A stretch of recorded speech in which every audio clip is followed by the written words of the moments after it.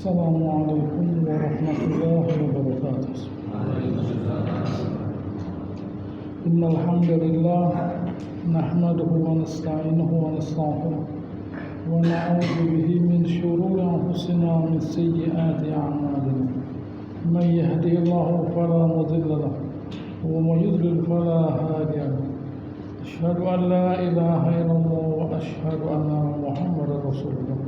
يا أيها الناس اتقوا ربكم الذي خلقكم من نفس واحدة وخلق منها زوجها وبث منهما رجالا كثيرا ونساء واتقوا الله الذي تساءلون به والأرحام إن الله كان عليكم رقيبا.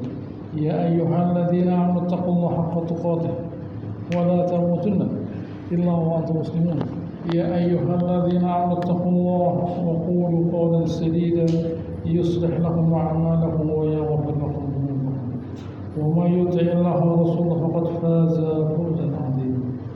أما بعد فإن أصدق الحديث كتاب الله وخير الهدي هدي محمد صلى الله عليه وسلم. شر الأمور محدثاتها كل محدثة بدعة وكل بدعة ضلالة. Alhamdulillah, kita melanjutkan membahas surat Al-Fatah, surat ke-48, di mana Allah pada ayat 24 Allah Subhanahu wa taala berfirman, "A'udzu minasyaitonir rajim, wa huwa alladzi kaffa aydiyahum 'ankum wa aydiyakum 'anhum bi batni Makkah min ba'di an azfarakum 'alayhi wa kana Allahu bima ta'maluna basira." Dan Allah Subhanahu wa taala itu yang mencegah tangan mereka dari membantai kalian. Tangan kalian dari membantai mereka. Di mana? Di Mekah, di kota Mekah. Sesudah kalian itu menang sebenarnya. Nah, mengapa? Wa kana Allahu bima ta'maluna basira. Allah Subhanahu wa taala mengetahui apa yang kalian kerjakan. Ceritanya Rasulullah SAW beliau berangkat gitu ya, menuju ke mana? Menuju ke Hudaybiyah, gitu ya, di mana saat itu bayangkan pertemuan antara sahabat dan orang kafir Quraisy. Yang keduanya itu sebelumnya sudah beberapa kali bertemu berperang. Yang seharusnya saling membunuh, begitu ya, yang seharusnya saling membunuh, tetapi itu tidak terjadi, tetapi tidak terjadi. Itu semua karena Allah Subhanahu wa taala yang Maha mengetahui atas segala sesuatu, dan karena Allah Ta'ala Maha mengetahui, maka Dia pun yang memiliki rahmat agar tidak terjadi seperti bentuk pada. Lalu kita lanjutkan pada ayat selanjutnya yang menjelaskan peristiwa itu terjadi. Pada ayat 25 Allah Subhanahu wa taala berfirman, "Humul ladzina kafaru," mereka itu orang kafir, "wasaddukum 'anil masjidil haram," menghalangi kalian dari Masjidil Haram, dari melakukan haji.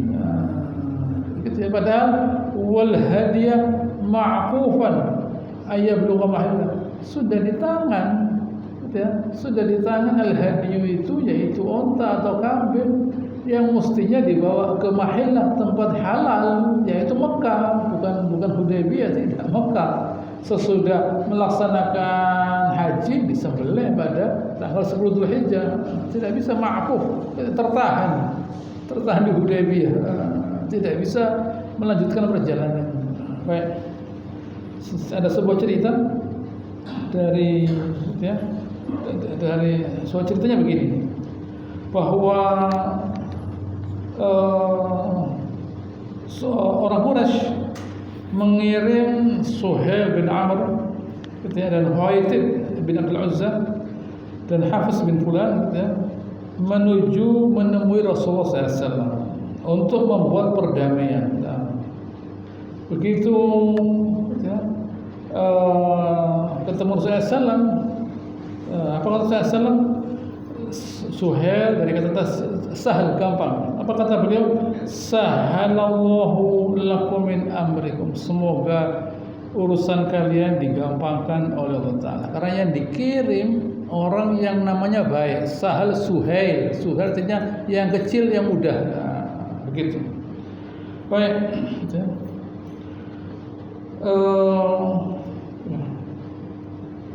Lalu ya, ceritanya agak panjang. Di situ kemudian ditulis sebuah surat perundingan yang isinya surat tadi. Beliau minta kepada Ali bin Abi Thalib, kamu tulis apa? Bismillahirrahmanirrahim. Nah, ini adalah islah antara Muhammad Rasulullah SAW gitu ya, dengan orang Quraisy, membuat islah gitu ya, terhadap mereka berdua lah, terhadap kedua kelompok ini gitu ya. Dan isinya apa gitu ya?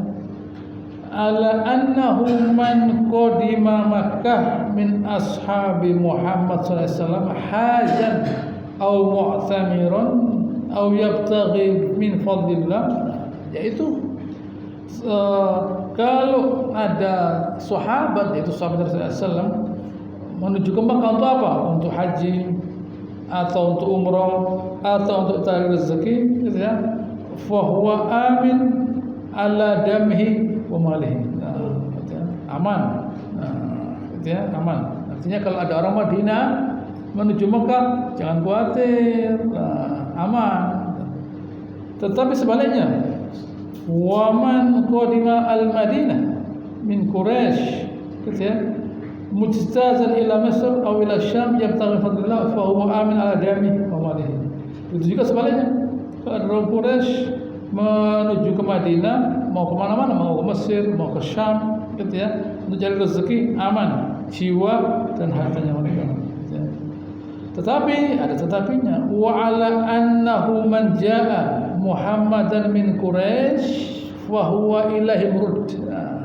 Tetapi kalau ada yang ke Madinah, gitu ya, gitu ya, menemui Nabi SAW, ada orang Quraisy menemui Nabi SAW, harus dikembalikan kepada Quraisy. Nah, artinya penjelasannya, kalau ada orang Quraisy itu masuk Islam, kan masuk Islam, orang ketemu Nabi kan masuk Islam, masa mau rahatan ketemu begini? Tidak, gitu ya. Masa mau kangen-kangenan? Tidak, ketemu itu masuk Islam. Nah, begitu ya. Kalau ada orang ke Madinah, berarti judulnya itu masuk Islam, gitu loh.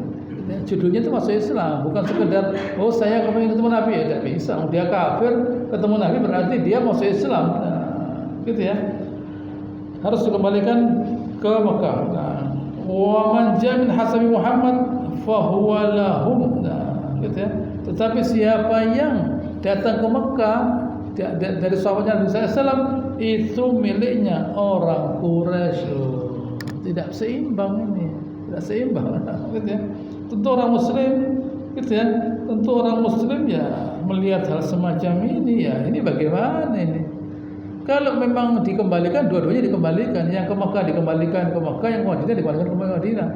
Tidak, yang ke Mekah, tidak usah kembali ke Madinah. Yang ke Madinah harus dikembalikan ke Mekah. Dikembalikan ke Mekah ya dibantai berarti. Dibantai. Ya sudah tahu. Ini perjanjian. Ini perjanjian yang harus dilaksanakan. Bagaimana? Gitu.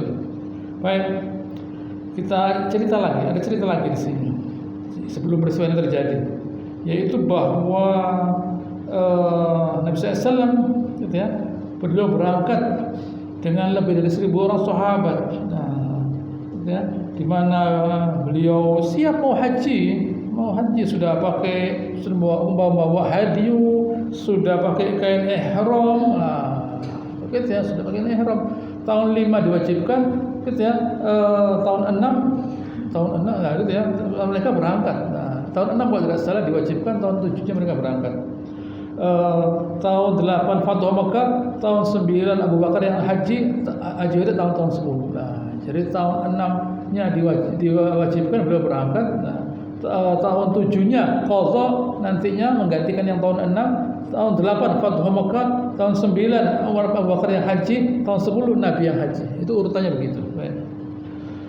Lalu Nabi SAW mengirim orang untuk melihat keadaan bagaimana. Survei begitu Nabi itu, bukan berangkat Allah tawakal, saya itu Nabi, saya itu Rasul, tidak perlu tahu apa-apa loh, ya tidak bisa.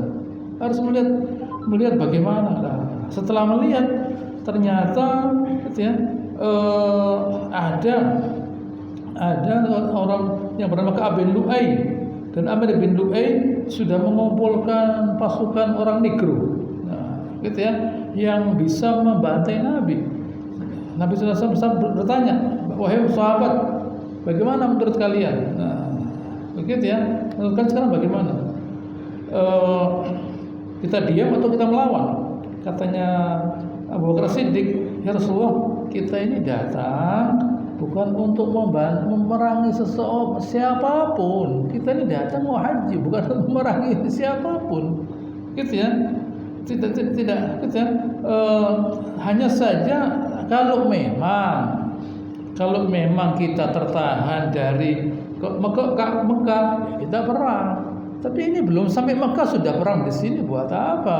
Nah, kalau nanti sudah mau ke Mekah itu tertahan, ya di situ kita perang. Nah, kalau di sini buat apa? Habis tenaga. Nanti manusia juga habis sekali. Belum sampai Mekah sudah perang. Nah, mati buat apa? Oh, gitu ya, baik. Berangkat. Lalu sesampainya di daerah Hudaybiyah, untanya Nabi SAW yang bernama Qaswa berhenti. Hal katanya sahabat, ya jalan. Nah, gitu ya, berhenti. Jalan tidak, berhenti di situ. Nabi bersabda, gitu ya, walakinnaha habisul fail, yang mencegat unta ini untuk berjalan meneruskan, gitu ya, ke Mekah, yaitu yang mencegah dulu, gitu ya, pasukan gajah berhenti. Dulu pasukan gajah itu terhenti, dibawa ke sana mau, ke Mekah tidak mau. Nah, pasukannya Broha, kalau dibawa ke sebelah sana mau, sebelah sana Mekah tidak mau, berhenti. Nah, ini juga begitu. Unta ini berhenti, ada yang menghentikan. Nah, tidak usah dipaksa lah. Itu sifatnya Nabi. Bedanya Nabi dengan kita tuh suka maksa. Harus begini. Unta ditendangi untanya. Ada apa? Nah, unta ini dia berhenti, ada yang menghentikan. Kenapa ya? Tidak tahu, dia berhenti kok. Baik. Dia berhenti, baik. Unta itu berhenti, lalu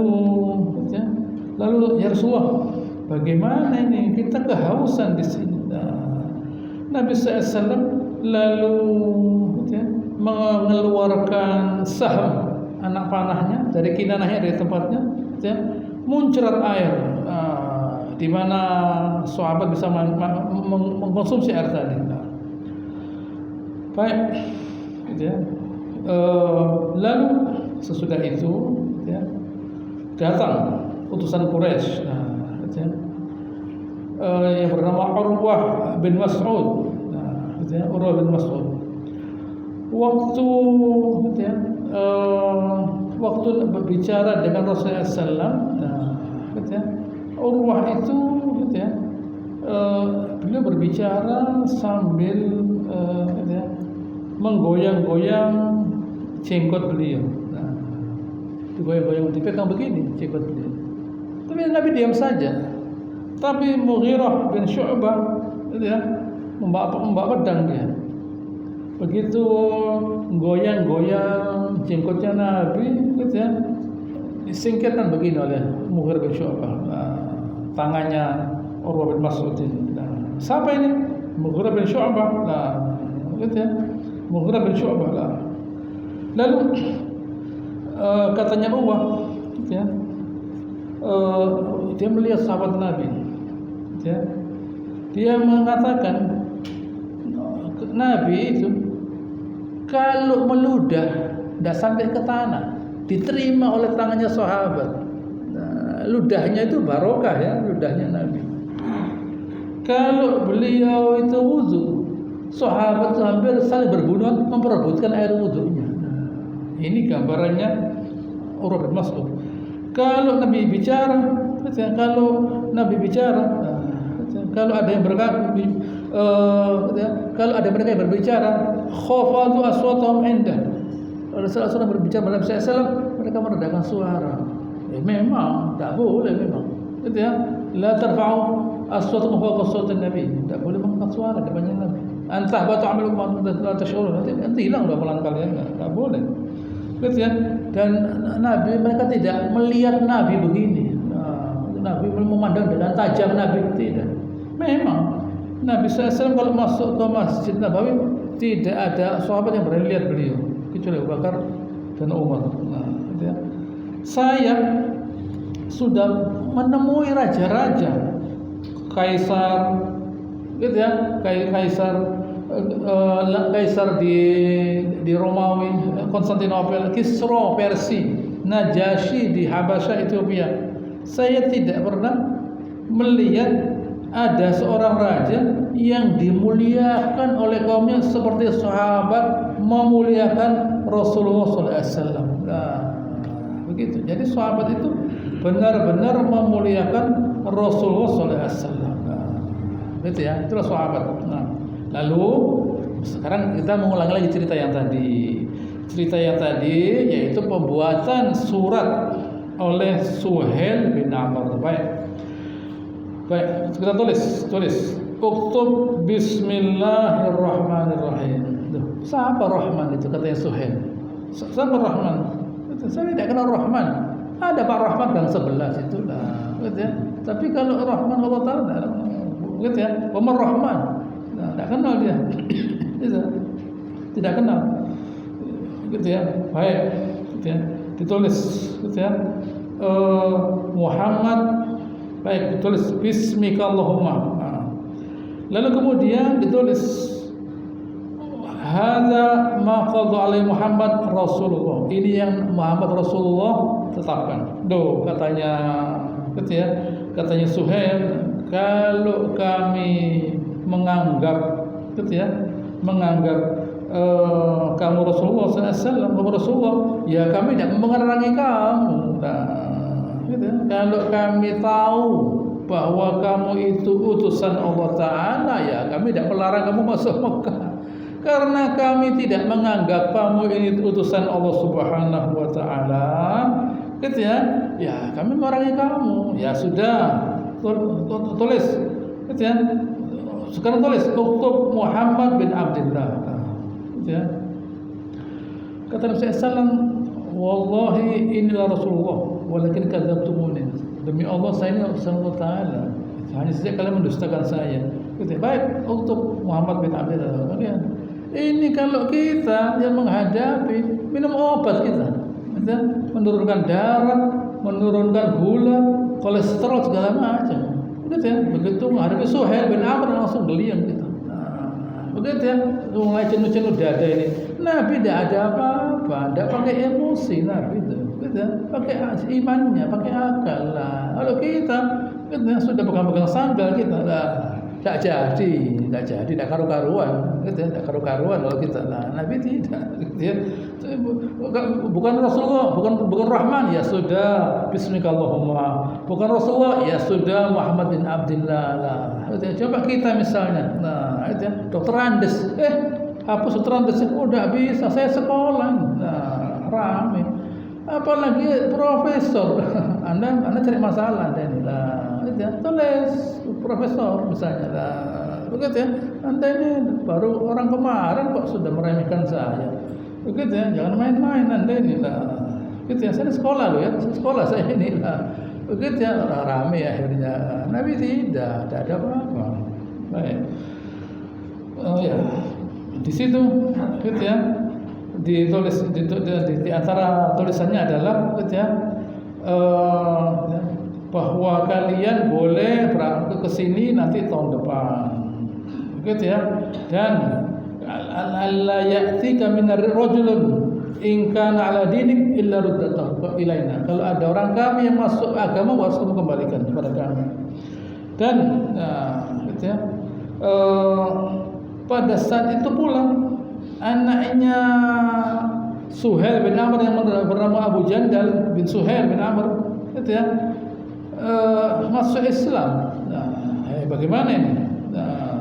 Ya sudah berlangsung gitu ya, berlangsung. Kata Suhail, "Hadza ya Muhammad awal man uqadhika alaihi an taruddahu ilaina." Wahai Muhammad, mulai berlaku loh ya perjanjian ini, sekarang kamu kembalikan anak saya itu pada saya. Anaknya gitu ya, tidak mau kembali anaknya, tidak mau kembali kepada bapaknya. Bayangkan, lihat Nabi SAW, konsisten Nabi, gitu ya. Dan apa yang terjadi? Yang pertama kali diberlakukan hukum itu siapa? Anaknya Suhail bin Amr yang bernama Abu Jandal.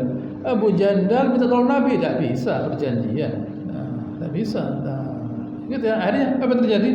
Abu Jandal gitu ya, dan bersama orang-orang yang seperti dia, yaitu yang masuk Islam, berada di tengah-tengah antara Mekah dan Madinah. Kalau ada orang Quraisy lewat, dibunuh, selesai, diambil barangnya. Ya tidak tahu Nabi tidak punya kekuasaan.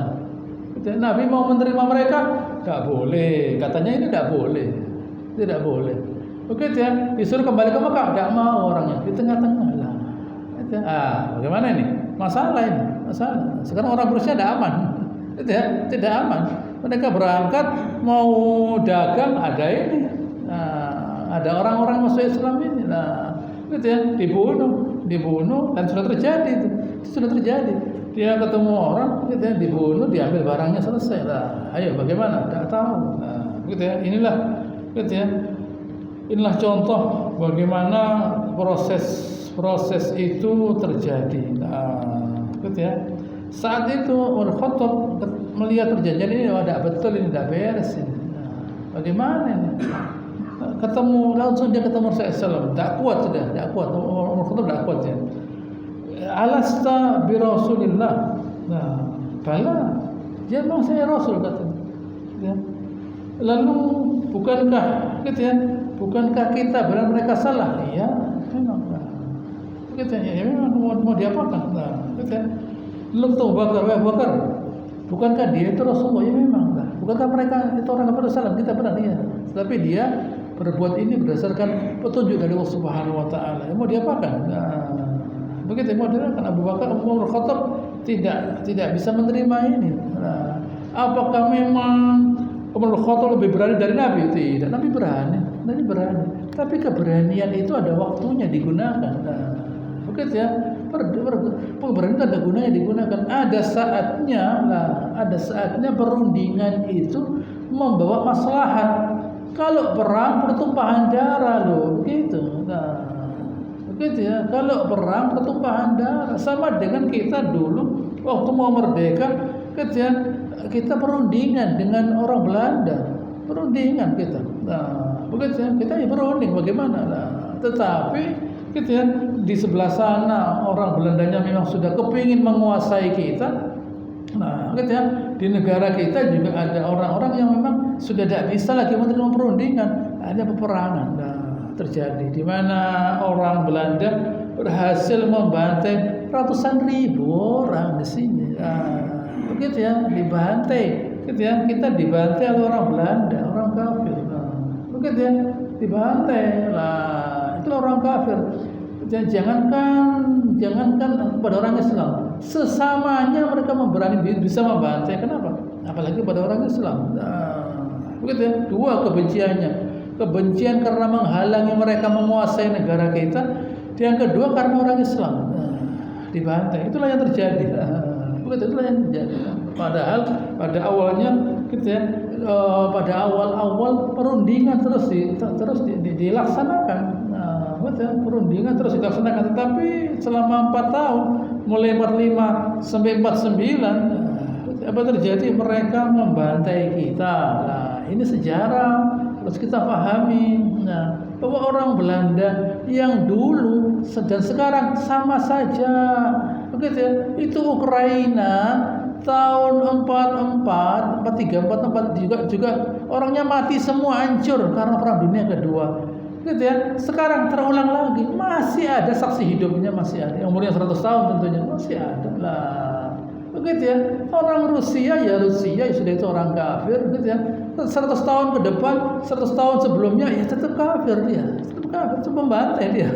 Tetap biasa. Membantai itu biasa lah. Membantai. Jadi jangan kaget kok orang Rusia begitu tahun 60-an orang Amerika juga berangkat ke Vietnam membantai orang Vietnam. Nah, kok udah dibahas itu. Nah, begitu udah dibahas. Nah, biasa. Orang kafir bantai orang kafir itu biasa, membantai manusia itu biasa. Hanya saja kebetulan kadang-kadang yang kena orang Muslim. Nah, tapi mereka biasa membantai. Nah, itu terjadi. Nah, jadi di sini Allah Taala mengatakan bahwa pada sebelumnya sudah saya baca lagi. Pada 24 walladzi kaffa aydiyahum ankum wa aydiyakum anhum. Yang mencegah kalian dari membantai mereka membantai kalian. Dan pada ayat gitu ya, pada ayat 25, walau larijal mu'minun wa nisa'un mu'minat lam ta'lamuhum an tata'uhum. Nah, fatusbiqum minhum ma'aruf bi ghairi ilm. Bukan karena di Mekah itu ada orang-orang laki yang beriman, orang-orang perempuan yang beriman, lalu kalian bantai gitu ya.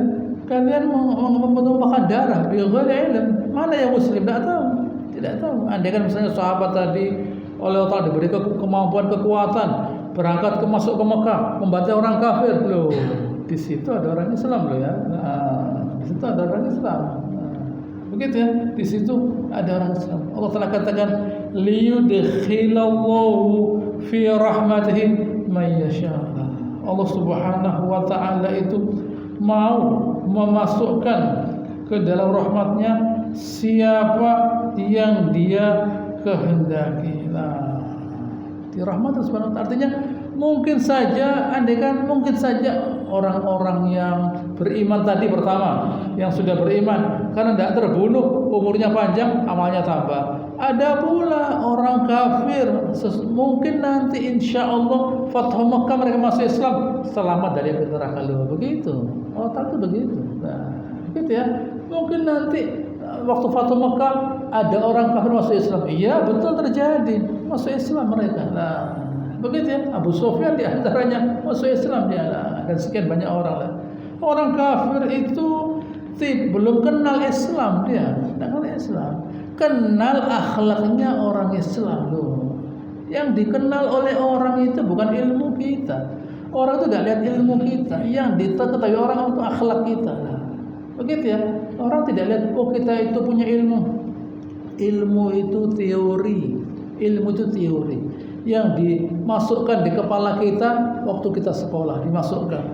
Sekolah tidak mengajarkan kita menjadi orang yang berguna. Ini camkan. Sekolah tidak mengajari kita jadi orang berguna, tidak. Sekolah itu mengajari saja. Ini loh caranya jadi tukang, jadi insinyur, jadi dokter, hakim, itu saja. Sekolah tidak akan mencetak orang yang mau berkorban kepada masyarakat, tidak ada. Nah, tidak ada. Yang mengajarkan orang itu jadi orang baik adalah agama. Nah, sehingga tanpa agama, manusia ini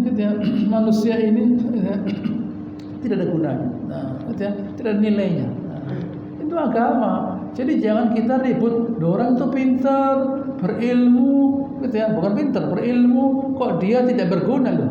Memang kenapa? Apakah orang sekolah itu harus baik? Tidak. Dia diajari untuk berilmu, bukan untuk jadi orang baik. Islam tidak. Islam menjadikan orang jadi orang baik, bukan harus selalu berilmu. Nah, ilmunya sedikit tapi bermanfaat. Ya itu ilmu namanya. Itu ilmu lah. Saya begini misalnya, kita ketemu ada seorang dokter misalnya. Dia sekolah kedokteran, dokter dia. Tapi dia adalah sakit diam saja dia. Begitu ya dia. Tidak ada yang tahu dokter. Setelah dokter datang, loh ini teman saya, loh ini dokter ini. Nah, Anda ini mesti diketak. Gitu ya. Anda sudah tahu ada orang sakit, ya bu diperiksa apalah. Begitu ya. Anda mesti oh ini sakit ini sakit ini mesti begini loh, kan begitu lah. Begitu ya. Atau misalnya ada teknisi misalnya ngerti AC atau apalah, AC-nya usah diam saja dia. Tukangnya datang, loh ini teman saya ini ngerti AC nih. Nggak usah ada dibayar kalau ya diperbaiki dulu nanti baru dibayar lah. Moral lah. Moral itu yang membuat ilmu berguna. Tidak ada moral percuma, tidak ada gunanya ilmu itu, tidak ada gunanya lah. Orang bisa buat roket itu orang pintar, bukan orang biasa. Roket itu ada ilmunya loh ya. Roket itu ada ilmunya, senjata itu ada ilmunya. Nah, begitu ya, senjata itu ada ilmunya. Bukan asal orang tidak jadi apa-apa kalau ada ilmunya. Tidak bisa lah. Karena orang itu kepingin perang, lalu ilmu bermunculan. Nah, gitu ya, jadi senjata. Hasilnya membantai orang. Itu bagus itu bagus. Gitu ya, bagus membantai orang itu. Loh. Tidak bagus. Itu bukan suatu kepandaian. Nah, seharusnya yang terjadi adalah maslahat lah, bukan membuat laboratorium begitu ya, menyelidiki mengenai virus. Nah, begitu ya. Kerjaannya orang kafir membuat laboratorium virus. Begitu ya. Virus COVID bukan dari pasar, dari laboratorium. Lah, dari pasar itu, begitu ya, dari pasar loh. Dari lab disebarkan padahal itu virus miliknya hewan. Nah, gitu ya. Dia simpan, dia coba dan ini pakai. Nah, seluruh dunia kena semua. Nah, gitu. Cuma yang mati kurang. Coba yang mati terusan juta senang dia. Senang. Nah, begitu ya. Yang buat mereka, bukan merekayasa. Memang virus itu ada, bukan rekayasa, memang ada. Dan mereka tahu durasinya virus itu sekian lah ini begini, makanya mereka bisa meramalkan kalau itu beginilah. Itu orang kafir, kerjaannya orang kafir, begitu ya, kerjaannya orang kafir itu. Dan mereka juga membuat vaksin itu percobaan. Apa buktinya? Yang sudah divaksin masih sakit. Nah, begitu ya, vaksin dia sakit, nah, ya vaksin dia mati loh, begitu ya. Tidak bisa, begitu orang harus divaksin, malah yang divaksin mati akhirnya lah. Karuan. Itulah perbuatannya orang kafir. Karena mereka tidak beriman itu tadi. Kenapa kok Nabi SAW dilarang ke Mekah? Nah, ada orang mau tawaf. Kenapa? Bawa senjata tidak. Senjata kalian letakkan di sini. Tidak boleh masuk Mekah pakai senjata. Silahkan. Oh enggak, tahun depan. Loh, kalau sekarang kenapa? Nah, ini sama dengan kita benci dengan orang. Mau makan tidak boleh. Makan sekarang, satu jam lagi dia makan. Bedanya apa? Gitu ya, enggak, saya puas. Kalau merintah orang itu saya puas. Kalau merintah orang saya itu puas. Begitu ya. Kalau ada kepuasan merintahkan Nabi, jangan sekarang, tahun depan. Sabar Nabi. Dari 6 ke 7 sabar. Tahun 8 inna fatahna lakal fathan mubina. Tahun itu juga tahun 6 kasih tahu Allah Taala. 2 tahun kemudian Fatu Mekah. Begitu masuk Nabi lah. Begitu ya. Dipikir Allah Taala itu tidak ada. Dipikir Allah Taala tidak bisa nolong lah. Begitu ya. Orang beriman, gitu ya. Orang beriman, kenapa orang beriman itu oleh Allah Taala disuruh ridho? Karena keridhoannya orang beriman itu membuat mereka mulia. Nah, makanya dikasih cobaan, dikasih halangan supaya ridho. Keridhoannya seorang beriman membuat cobaan menjadi kecil cobaannya. Kalah dengan ridhonya. Nah, begitu ya. Keridhoan orang beriman membuat cobaan menjadi kecil, kalah dengan ridhonya. Nah, besar. Nah, begitu ya. Sebaliknya. Kenapa Allah Ta'ala kasih nikmat? Nah, kenapa Allah Ta'ala kita bersyukur? Bersyukur itu memancing kita untuk jadi mulia. Nah, padahal nikmatnya sedikit, gitu ya. Nikmatnya sedikit, tetapi syukur membuat nikmat tadi jadi sedikit. Nah, gitu ya. Misalnya begini misalnya Nabi bersabda, seseorang yang dia minum, cuma bismillah, makan atau minum, cuma bismillah, dia berkata alhamdulillah. Nah, cuma alhamdulillah tadi membuat dia dosa-dosanya diampuni. Itu hadis pertama. Dan kedua, saya mendengar ini Allah Taala, kemudian dia berkata alhamdulillah. Cuma alhamdulillah lebih besar daripada nikmat yang dia terima lah. Minum saja kan kecil, tapi karena ada alhamdulillah jadi besar, yaitu pahala. Kita ngasih orang makan Karena dia makan, dia berkata Bismillah, Alhamdulillah. Alhamdulillah tamla'ul mizan. Alhamdulillah mengisi mizan timbang dari kemenangan. Karena dia berkata Alhamdulillah kita dapat pahala. Nah, itu yang pertama. Lalu yang kecil kelihatan besar. Ada lagi nikmat yang besar kelihatan kecil. Apa? Dikasih rumah Allah Taala, istana. Lalu dia berkata Alhamdulillah. Alhamdulillah kalau ditimbang lebih berat, lebih besar daripada rumah dari istana tadi. Nah, begitu ya. Inilah isinya orang beriman tuh. Kenapa kita dikasih Allah Taala kekurangan? Agar kita mengharap. Kita dikasih dosa dari Allah Taala. Agar apa? Agar kita mengharap. Nah, orang kafir berputus asa. Kama ya'isul kuffar min ahsabil kubur. Sebagaimana orang kafir yang di kubur itu sudah putus asa. Kita enggak ada putus asa. Terus mengharap. Nah, begitu ya. Tawakal, mengharap dan sebagainya. Nah, itu orang beriman. Selain dia mau ridha, selain dia mau syukur, dia juga berserah diri kepada Allah Subhanahu wa taala. Ini orang beriman, hebat. Orang kafir tidak bisa terima, tidak bisa bersyukur, tidak bisa berserah diri kepada Allah Taala, tidak bisa mengharap Allah Taala. Orang beriman sebenarnya ada 4 pilar. Begitu ya, sabar, yang ridha, bersyukur, begitu ya, lalu mengharap Allah Subhanahu wa taala. Nah, kita mengharap ampunannya dan mengharap juga namanya tawakal. Nah, ada 4 pilar ini yang mesti harus ada di dalam hati orang beriman. Begitu ya. Ini dalam hati orang beriman. Orang beriman mesti bisa menerima apa? Lihat Nabi SAW, beliau bisa menerima apa yang terjadi. Dan kemudian waktu ada turun ayat Fatahana Qawmin, syukur beliau. Dan kemudian beliau mau bertawakal, menyerahkan urusannya kepada Allah Subhanahu wa taala. Dan beliau berharap semoga semuanya ada baiknya lah. Jadi legowo. Nah, dada ini legowo, bukan kenapa kok begini, harus begini, harus begini. Lihat Nabi SAW. Beliau begitu terlihat kehebatannya di hanya satu momen saja. Apa? Perjanjian Hudaybiyah. Kelihatan hebatnya Nabi di sini. Padahal di tempat lain masih ada kelihatan. Tapi di sini Allah juga lihat Nabi SAW ini jadi Nabi karena mereka itu Nabi itu pantas jadi Nabi ya karena ini tenang, sabar, mau menerima, mengharap Allah Taala, tawakal. Hasilnya bagus. Nah, mereka kita kembali sekarang kepada ayat tadi ayat 25 ya. Ya. Liyudkhilu fi rahmati law tazayyalu. Nah, gitu ya. Kalau sekiranya gitu ya. Kalau law tazayyalu, kalau sekiranya terpisah antara kafir dan muslim, la azabna, kami azab. Lah selesai. Ini loh kampungnya orang kafir, ini loh kampungnya orang beriman. Kami azab kampungnya orang kafir. Ini nyampur, repot. Nah, sekarang kan di seluruh dunia. Gitu ya. Di sini ada orang Islam, di sini ada orang Islam, repot. Gitu ya. Di semua tempat di dunia, di Kuba itu ada masjid, bayangkan. Di semua tempat di dunia ada orang Islam. Jadi azab ya mau mana azab tidak ada.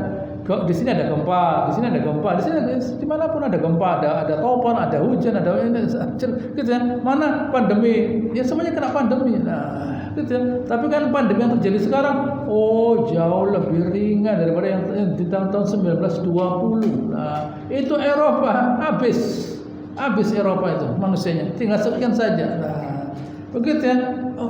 Tapi Jawa kok kena ya? Jawa kena karena orang kafir datang ke Jawa naik kapal, begitu ya, membawa penyakit kolera namanya. Kena kolera kita karena orang luar datang ke sini lah, begitu ya. Orang Eropanya naik kapal sudah kena kolera dia ke Jawa. Hanya kita kena kolera semua di sini. Nah, wabah kolera lama itu terjadi. Nah, itu lama terjadi. Begitu ya, karena perbuatan mereka. Begitu ya. Allah mengatakan kalau dunia ini dibagi dua, ini kafir, ini Islam, yang kafir itu habis. Nah, jadi orang kafir itu bisa di dunia ini menikmati dunia karena ada orang Islam. Nah, begitu loh. Jadi jangan kita merasa kita itu tidak bisa membuat handphone, tidak bisa membuat roket, pesawat. Bisa beli, bisa. Ya sudah beli saja, beli roket, beli pesawat, beli handphone, beli TV. Kita dikasih uang oleh Allah Taala. Kita kasih uang, dikasih rezeki Allah Taala. Beli saja. Nah, begitu. Mereka bisa buat handphone karena ada kita. Kita di masjid ini bisa ada pengajian rahmat turun, bukan di sini saja rahmat turun. Karena kita di sini dikasih rahmat kecipratan. Gitu ya. Seluruh kecamatan, kelurahannya semuanya kecipratan karena ada sekelompok kecil orang yang mau duduk di sini untuk membahas kitabullah. Jangan dianggap remeh. Yang remeh itu yang lupa, salah kita, ngawur kita itu. yang remeh, yang lupa. Yang mulia, yang ingat pada Allah Taala. Wala takun. Kalau mau filin jam jadi orang yang lalai loh. Orang yang lalai itu apa? Saya kasih tahu. Lalai dari ingat Allah Taala. Lalai dari membaca kitabullah. Lalai dari membaca mengucap kitabullah. Lalai dia. Lalai dari memuliakan Allah Taala. Jadi tidak ingat, tidak baca Al-Quran, tidak ibadah. Lalai. Kita tidak lalai. Mulia kita itu. Orang yang lalai. Mereka itu fil akhirat humul khosirun. Nah, di akhirat nanti mereka rugi. Di dunia rugi, coba tidak kelihatan. Repot karena dia lalai tapi uangnya banyak. Nah, gitu ya. Ini lalai tapi punya istana, punya mobil. Gitu ya, repot. Malah dia rugi. Nanti di akhirat baru kelihatan kerugiannya. Nah, gitu ya. Itulah yang saya sampaikan. Nanti saya ulangi lagi insyaallah pada pertemuan yang akan datang. Allahumma shalli ala Muhammad wa ala ali Muhammad kama shallaita ala Ibrahim wa ala ali Ibrahim innaka Hamidum Majid. Wa barik ala Muhammad wa ala ali Ibrahim wa ala ali Ibrahim innaka Hamidum. Subhanakallahumma rabbana wa bihamdika asyhadu an la ilaha illa anta nastaghfiruka wa natubu ilaik wa akhiru da'wana alhamdulillahirabbil alamin. Assalamu alaikum warahmatullahi wabarakatuh.